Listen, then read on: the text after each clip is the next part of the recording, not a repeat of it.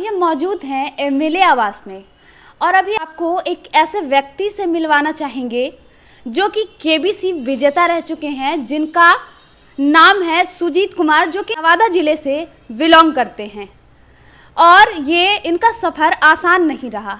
अभी मेरे साथ मौजूद हैं सुजीत कुमार जी, जिनसे हम लोग बात करेंगे कि यहाँ तक पहुँचने का सफ़र आखिर आपका कैसा रहा और किस तरीके की परेशानी उठाई और क्या सफ़र रहा आपका। सबसे पहले तो नमस्कार सर मेरे चैनल पे। बिल्कुल थैंक यू। और काफ़ी अच्छा मोमेंट अब लग रहा है क्योंकि मेरा तो एक फेम केबीसी का बन चुका है, लेकिन असाधारण व्यक्ति अभी बन चुका हूँ एक अच्छे। लेकिन इससे पहले मेरी ज़िंदगी बहुत कष्टदायक था क्योंकि एक्चुअली मैं एक ड्राइवर था। मैं पर्सनली गाड़ी ड्राइव करता हूँ डॉक्टर साहब का, और जो भी समय मिलता है उसमें बीपीएससी तैयारी करता हूँ। और ये मेरे सपना मेरे पिताजी का था क्योंकि पिताजी चाहते थे कि एक अच्छे ऑफिसर बने, लेकिन लॉकडाउन के दौरान वो नहीं रहे। तो उनके सपनों को पूरा करना मेरे को और एक ये हो गया कि नहीं, अब तो हर हाल में पूरा करना है, हम मोटिवेशन हो गया। तो वो चीज़ था। और फाइनेंशियल रूप से हम लोग बहुत कमज़ोर थे और 2016 में मैंने शादी भी किया, मेरे 2 बच्चे भी हैं। तो इन सारी जिम्मेदारियों को देखते हुए मैंने पार किया और पढ़ाई को कभी नहीं छोड़ा। लेकिन एक फाइनेंशियली अपना ज्ञान का प्रदर्शन करने का एक मंच के रूप में मैंने एक केबीसी देखा है। 2015 में मैं पहली बार केबीसी के लिए रजिस्ट्रेशन शुरू कर दिया, क्योंकि उसका सोनी लिव एप्लीकेशन आता है, उस पर आप सारा टर्म एंड कंडीशन को फॉलो कीजिए, उसको रजिस्टर कीजिए और प्रत्येक दिन जो 100 एपिसोड जो उसका टेलीकास्ट होता है उस पर आप एक एक सवाल को अच्छे से जवाब दीजिए। और सवाल का जवाब देते देते मेरे को 8 साल लगा। मतलब केबीसी किस आधार पे सिलेक्शन करता है वो मुझे भी पता नहीं है। लेकिन हाँ, पहली बार मेरे को जब कॉल आया 4 अक्टूबर को, तो बोला गया सर मैं केबीसी टीम से बोल रहा हूँ। अच्छा, मतलब आपको 8 साल से ट्राई कर रहे थे कि केबीसी में जाएं। हाँ, 8 सालों तक मैंने उनका सफ़र पूरा किया और 8 सालों तक एक एक प्रश्नों का जवाब देता रहा। प्रतिदिन मेरा एक दैनिक रूटीन बन चुका था। और जब पहली बार केबीसी ने मुझे संपर्क किया 4 अक्टूबर को, तो मेरे को पहले तो लगा फ्रॉड, क्योंकि हर एक साल आ जाती थी फ्रॉड कॉल जब रजिस्टर करते थे। बहुत सारे ऐसे फ्रॉड आते थे। इसमें बहुत सारे फ्रॉड कॉल्स आते हैं जिसमें कि आपको पैसे का मांग किया जाता है कि इतना पैसा दीजिए। यहाँ पे आपका कुछ अमाउंट वगैरह मांगा गया था क्या? हाँ, सबसे पहली बार 2015 में तो मैं फंसते फंसते बच गया था, क्योंकि बोला सर 25 लाख रुपए हो गया है, आपको जीत गए, ये वो करके मैंने पिताजी को बुलाया। पिताजी भी खुश एकदम, पूरे लोग से बता दिए। जब सारी बातें मेरे को जानकारी पता चला कि ये फ्रॉडिंग कॉल है, तो मैंने तुरंत मतलब इस चीज़ को आपको पता कैसे चला कि वो फ्रॉड था? क्योंकि कुछ लोग जब शेयर होते हैं तो कुछ जो मैच्योरिटी वाले लोग होते हैं या पहले से जो इस चीज़ का भुगतान कर चुके हैं या फंस चुके हैं, वो चीज़ तो सलाह अच्छे से देंगे। तो इसी चीज़ के लिए मैंने बैक हो गया। लेकिन जब पहली बार 4 अक्टूबर 2023 को कॉल आया, तो मैं उनको भी थोड़ा सा मैंने क्लास लिया कि आप फ्रॉड है, ये है। तो बोला नहीं सर, हम केबीसी टीम से बात कर रहे हैं, कुछ लिंक भेज रहा हूँ, आप ऑडिशन दीजिए मुझे। तो लिंक भी खोलना मेरे को डर लग रहा था, लेकिन फिर भी मैंने हिम्मत से खोला। तो फिर सब कुछ सही था, सब केबीसी टीम ही मुझे संपर्क किया था और ऑडिशन दिया गया। जो भी व्यक्तिगत सवाल है, जीके प्रश्न, सब कुछ पूछा गया और कुछ हॉबी वगैरह सब पूछा गया। फिर उसके बाद क्योंकि मेरे शादी था तो उस पर ज़्यादा इंटरेस्ट थे वहाँ के लोग, केबीसी के टीम, तो वो सारी चीज़ें हुई ऑडिशन में। फिर बोला सर अगर आप सिलेक्शन होते हैं तो दोबारा टीम आपसे संपर्क करेगी। फिर दोबारा मैंने टीम का संपर्क में से 23 अक्टूबर 2023 को किया गया और बोला सर सेकंड राउंड के लिए आपका सिलेक्शन हो चुका है, बधाई हो, और कुछ फिर आप एक लिंक भेज रहा हूँ, उस पर जुड़िए और कुछ अपना मतलब बायोडाटा दीजिए। फिर मैंने वैसा ही सारी बातें वैसा ही हुआ। फिर बोला कि नेक्स्ट कॉल जाएगा। फिर नेक्स्ट डे ही 24 अक्टूबर को शाम में कॉल आया फाइनली कि सर आपका सिलेक्शन हो चुका है। फास्टर फिंगर प्रश्न के लिए जो 10 कंटेस्टेंट होते हैं उसमें आपकी जगह पक्की हो गई है। तो मेरे को बहुत खुशी हुआ कि चलो मैं वहाँ तक पहुँच गया। और 8 सालों का सपना था मेरे पूरे परिवार का, और जिनको भी बतलाया सब लोग एकदम उमंग खुश थे एकदम।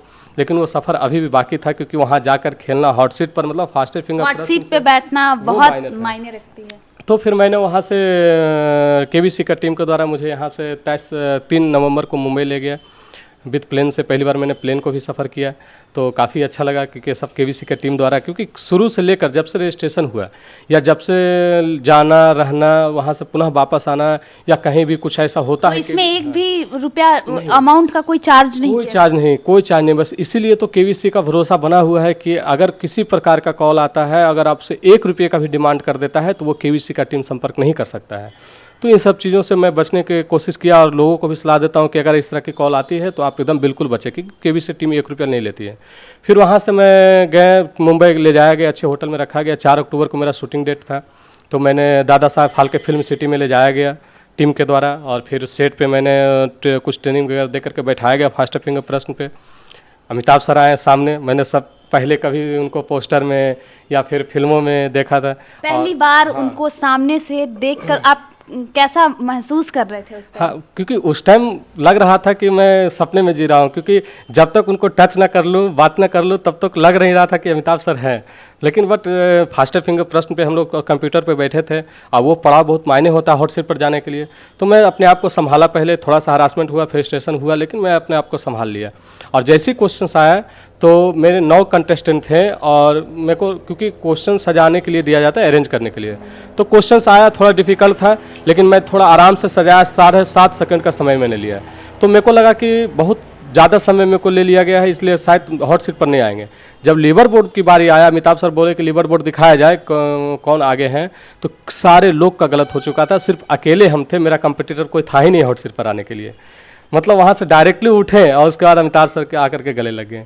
उसके बाद लगा कि हमें सपने में जी रहा हूँ, आँख बंद की आराम से, सरकारें छोड़िए छोड़िए, हम कल सर पकड़े रहते नहीं खेला तो बाद में होगा।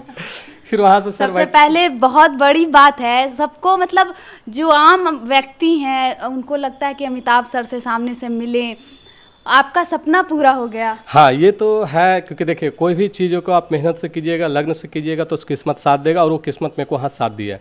क्योंकि सारे लोग को गलत होना ये केबीसी के इतिहास में शायद पहली बार हुआ था। ऐसे नहीं होते हैं, 2-3 ही गलत होते हैं, सबका कुछ न कुछ आता है नंबर, लेकिन मेरा ही सिर्फ होना, सबका गलत हुआ। फिर हॉट सीट पर लाया गया, फिर बैठाया गया, कुछ बातें हुई, फिर एक एक प्रश्नों का शुरुआत हुआ, बाकी बातचीत तो चलता ही रहा। जो मैंने पूछने चाहा, सारे ज़िंदगी का जो सवाल था सारा पूछा, सारे जवाब अमिताभ सर से लिए, और ज़रूरत पड़ने पर कभी कभी उठ करके साथ में मिलना जुलना, गले लगना, ये सब चलता रहा। क्योंकि मेरा शूटिंग 4.5 घंटे का हुआ और टोटल 11 प्रश्न तक हम लोग गए, 6,40,000 रुपये जीते। जब 12वां प्रश्न आया तो मेरे को थोड़ा सा कन्फ्यूजन था, हालांकि मेरे पास एक लाइफलाइन भी था डबल डिप का, लेकिन उसमें होता क्या कि जब तक आप 2 ऑप्शन पर श्योर नहीं हैं तब तक आप उस लाइफलाइन का यूज़ नहीं कर सकते हैं।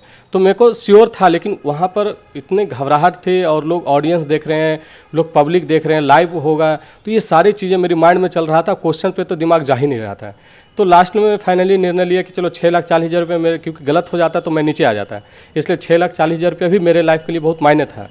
और एबी सर से मिलना, वहाँ तक चले जाना, एक बड़े प्लेटफॉर्म को हम संबोधित करना, बहुत बड़ी ये सारी चीज़ों को देखते हुए मैंने छोड़ दिया, क्यूट किया। क्यूट करने के बाद जब क्वेश्चन का जवाब मैंने दिया तो सही निकला। अमिताभ सर बोले भी भाई साहब खेल जाते तो आप 12,50 भी जीत सकते थे, आगे भी जा सकते थे, लेकिन मेरा वो नहीं था कि आगे चलना, मेरा सपना था कि चलो वहाँ तक पहुँच जाना, थोड़ा अमाउंट जीत जाना, जो मेरे सफ़र है ड्राइविंग करते हुए। जो सबसे बड़ी बात तो कि आप वहाँ तक पहुँच गए, जो कि अभी आम इंसान उसके लिए सोचता है कि वहाँ तक जाना ही बहुत बड़ी बात है। हाँ, तो देखिए वो मेरा 8 सालों का सफ़र था और मेरे को विश्वास था कि एक ना एक दिन मैं जाऊंगा, क्योंकि सारे क्वेश्चंस को मैं अच्छे से खेलता था, रेगुलेटिव बनाए रखा था, एक एक दिन को मिस नहीं करता था, बोले मेरा दैनिक रूटीन बन चुका था उस चीज़ के लिए, और वो सपना पूरा भी हुआ।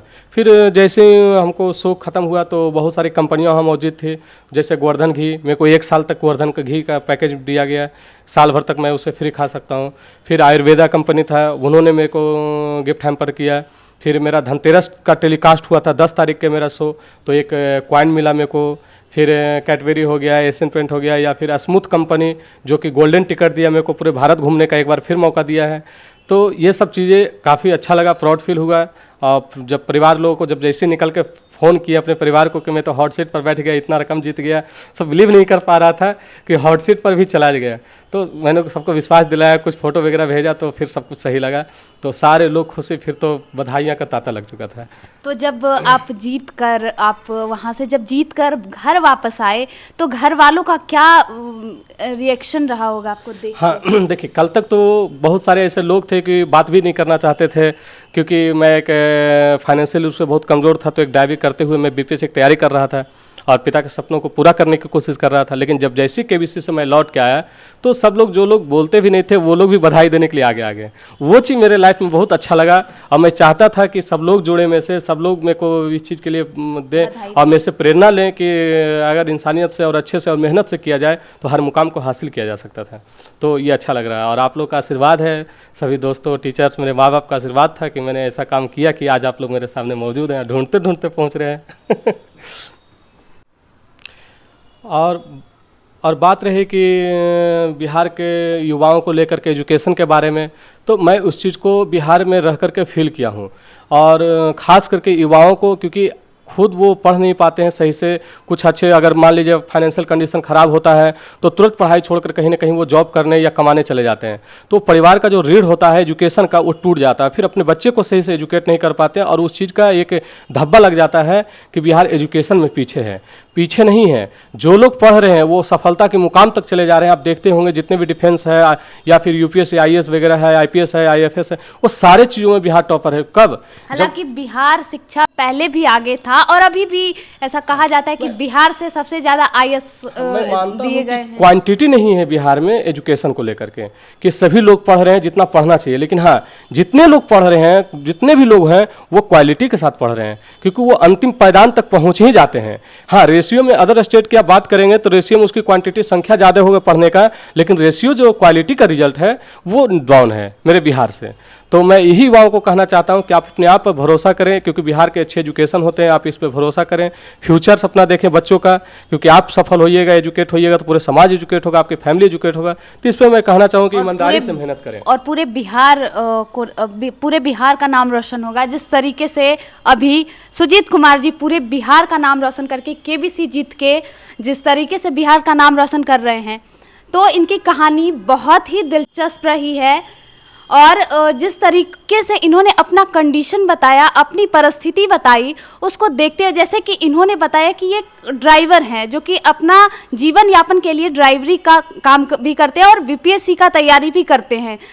तो इस दिलचस्प कहानी को देखते हुए हम यही कहना चाहेंगे कि अगर परिस्थिति वैसी है तो परिस्थिति को दोष न देकर खुद पे भरोसा रख के आदमी को अपने हर मुकाम को हासिल किया जा सकता है। ऐसे तमाम खबरों के लिए जुड़े रहे लाइव अपडेट के साथ। धन्यवाद।